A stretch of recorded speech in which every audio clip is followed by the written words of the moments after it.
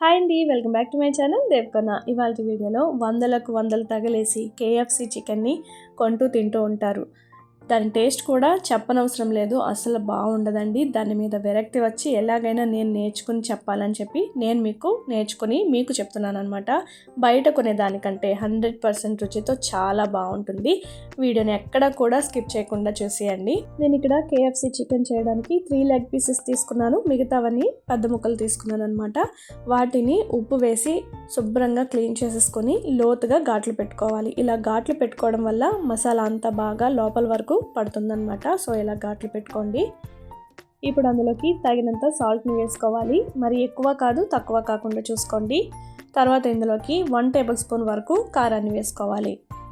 కారాన్ని వేసుకున్న తర్వాత 1/2 టేబుల్ స్పూన్ మిరియాల పొడిని వేసుకోండి. మిరియాల పొడి వేస్తే ఫ్లేవర్ చాలా బాగుంటుంది.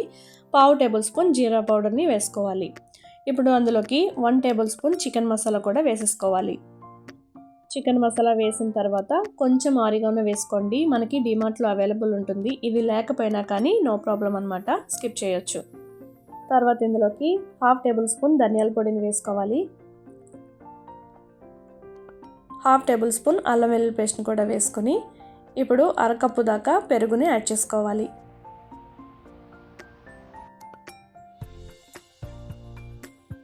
ఇవన్నీ వేసిన తర్వాత మసాలాలు బాగా పట్టేంత వరకు బాగా మిక్స్ చేసుకోవాలి. ఒక 5 మినిట్స్ వరకు అయినా కలుపుకోవాలి. అప్పుడే మసాలా అంతా చికెన్కి బాగా పడుతుంది. ఇలా మసాలా అంతా కలుపుకున్న తర్వాత ఒక అరగంట పాటు వదిలేసేయండి. అందులో ఉండే ఫ్లేవర్స్ అన్నీ కూడా చికెన్కి బాగా పడతాయన్నమాట. వీలైతే 1 గంట పాటు మ్యారినేట్ చేసుకోండి, సరిపోతుంది. సో ఇలా మ్యారినేట్ చేసుకున్న తర్వాత 1 గంట అయినా అలా వదిలేసేయండి. ఇప్పుడు కేఎఫ్సి టెక్స్చర్ రావడం కోసం పైన లేయర్స్ రావాలి కదా, దానికోసం వెడల్పుగా ఉన్న బౌల్ని కానీ ఇలా ప్లేట్ని కానీ తీసుకోవాలి. అందులోకి ఒక అరకప్పు వరకు మైదాని వేసుకోండి. మైదా ఎక్కువైనా పర్వాలేదు, తక్కువ కాకుండా చూసుకోవాలండి, లేదంటే మళ్ళీ అన్నీ కలుపుకోవాల్సి వస్తుంది. మైదా వేసుకున్న తర్వాత 3 టేబుల్ స్పూన్స్ కార్న్ఫ్లోర్ వేసుకోవాలండి. 1 కప్పు మైదాకి 3 టేబుల్ స్పూన్స్ కార్న్ఫ్లోర్ సరిపోతుంది. నెక్స్ట్ ఇందులోకి తగినంత సాల్ట్ని వేసుకోవాలి.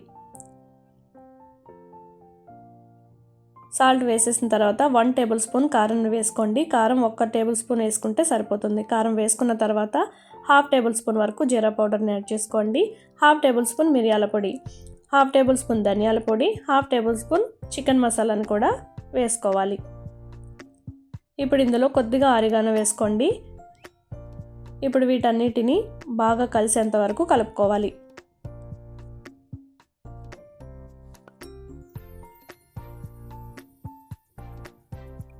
ఇలా కలుపుకొని పక్కన రెడీగా పెట్టుకోవాలి. ఇప్పుడు బాగా కూలింగ్గా ఉన్న వాటర్ని కూడా పక్కన పెట్టుకోవాలి. ముందుగా మనం మ్యారినేట్ చేసుకున్న చికెన్ని లెగ్ ఉంటుంది కదా, ఆ లెగ్ పీస్ని మైదా మిశ్రమంలో కోటింగ్ చేసుకోవాలి. ఇలా డిప్ చేసుకున్న తర్వాత ఈ కూలింగ్ వాటర్ ఉంది కదా, అందులో ఈ కోట్ చేసుకున్న లెగ్ పీస్ని 5 సెకండ్స్ ముంచి తీసుకోవాలి.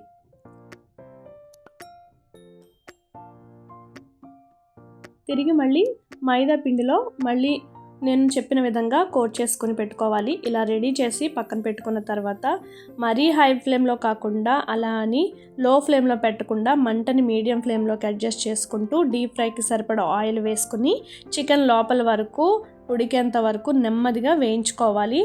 చూసారు కదండి, ఈ విధంగా మరీ హై ఫ్లేమ్లో కాకుండా అలానే లో ఫ్లేమ్లో పెట్టకుండా మంటని మీడియం ఫ్లేమ్లోకి అడ్జస్ట్ చేసుకుంటూ చికెన్ లోపల వరకు ఉడికేంత వరకు కూడా నెమ్మదిగా వేయించుకోవాలండి.